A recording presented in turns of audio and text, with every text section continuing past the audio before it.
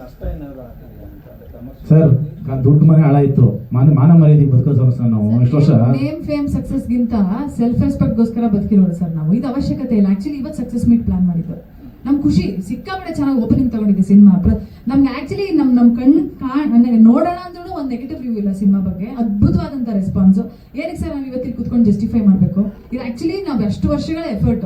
ನಾನು ಕೃಷ್ಣ ಹೇಳ್ತಿದ್ದೆ, love mocktail 3 ನಮ್ಗೆ ಏನು ಹೆಸರು ತಂದು ಕೊಡ್ತಿದೆ. ಇದು ಈ ಸಿನಿಮಾ ಸಕ್ಸಸ್ ಅಲ್ಲ. ಇದು ನಾವು 2019 ಅಲ್ಲಿ ಲವ್ ಮಾಕ್ಟೇಲ್ 1 ಶುರು ಮಾಡಿದ್ವಲ್ಲ ಸರ್, ಅವತ್ತಿಂದ ಬಂದಿರುವಂತ ಸಕ್ಸಸ್ ಈ ಸಿನಿಮಾದಲ್ಲಿ ನಾವು ನೋಡ್ತಾ ಇರೋದು. ಅಲ್ಲ, ನೀವೆಲ್ಲ ನೋಡ್ಕೊಂಡ್ ಬಂದಿದ್ದೀರಾ ನಮ್ಮ ಸ್ಟ್ರಗಲ್, ನಾವ್ ಹೆಂಗ್ ಮಾಡ್ಕೊಂಡ್ ಬಂದಿದ್ದೀವಿ ಅಂತ. ಇನ್ಫ್ಯಾಕ್ಟ್ ನಾನು ತುಂಬಾ ಖುಷಿಯಾಗಿದೆ. ಏನು ಗೊತ್ತಾ, ಈ ಆರೋಪ ಮಾಡಿದ ದಿನನೇ ನನಗೆ ಎಲ್ಲ ಮೀಡಿಯಾದಿಂದ ಕಾಲ್ ಮಾಡಿ, ಸರ್ ಎಲ್ಲ ಅವರೇ ನಕ್ಕೊಂಡು ಅವ್ರಿಗೂ ಗೊತ್ತು ಇದೇನು ಅಂತ, ನಾವು ಕ್ಯಾರಿ ಮಾಡ್ಬೇಕಾ ಮಾಡಬಾರ್ದ ಮಾಡೋದು ಅಂದ್ರೆ ಅವ್ರು ನನ್ನನ್ನೇ ಕೇಳ್ತಾ ಇದ್ದಾರೆ. ಅಂದ್ರೆ ಅಷ್ಟು ನಂಬಿಕೆ ನಾವು ಅವ್ರು ಉಳಿಸ್ಕೊಂಡಿದ್ವಿ. ಇವ್ರು ಮಾಡಲ್ಲ, 100% ಇವ್ರದ್ದು ರೈಟ್ ಇರುತ್ತೆ.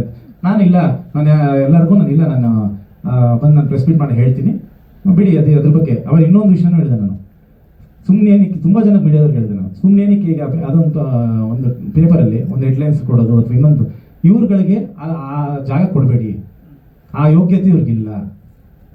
ಒಬ್ಬ ರೈಟ್ರ್ ಅಂತ ಹೇಳ್ಕೊಂಡು ಆ ಗೂಗಲಲ್ಲಿ ಕತೆ ಎತ್ಕೊಂಡು ನಾನು ರೈಟ್ರು, ನಾನು ಇದು ಅಂತ ಹೇಳ್ತಾರಲ್ಲ, ಇಂಥವ್ರನ್ನ ನಂಬೇಡಿ.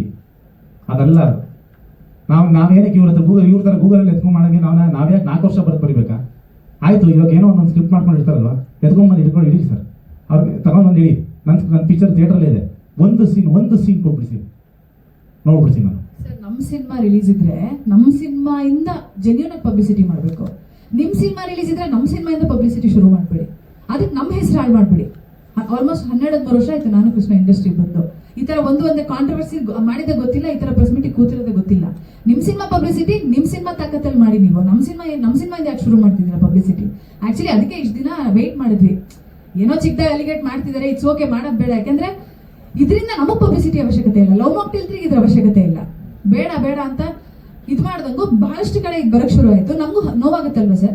ಇವಾಗ 10 ಜನ ಸಿನಿಮಾ ಅದ್ಭುತವಾಗಿದೆ ಅಂತ ಆಗ್ದಾಗ ಯಾರೋ ಒಬ್ಬ ಕದ್ದಿದ್ದೀರಾ ಅಂದ್ರೆ, ನಾವು 4 ವರ್ಷ ಒಂದು ಸಿನಿಮಾ ಮಾಡಿದ್ವಿ. 4 ವರ್ಷ ಬೇಡ ಸರ್. ಆಕ್ಚುಲಿ ಲವ್ ಮಾಕ್ಟೇಲ್ 1 2 ವರ್ಷದಲ್ಲಿ ಮಾಡಿದ್ದು ನಾವು.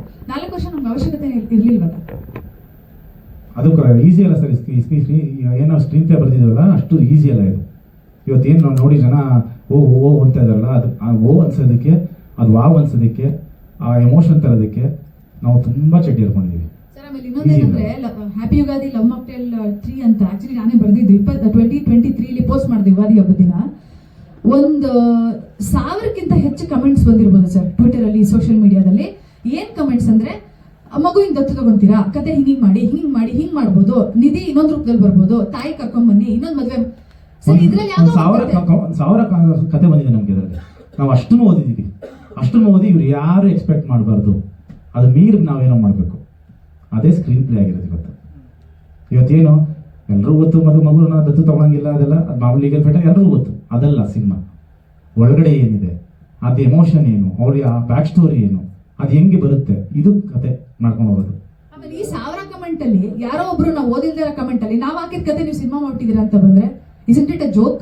ಇದು ಹಂಗೆ ನಮ್ಗೆ ಇಟ್ಸ್ ಅ ಜೋಕ್. ಈಗ ನೀವು ಬೇರೆಯವ್ರ ಕತೆ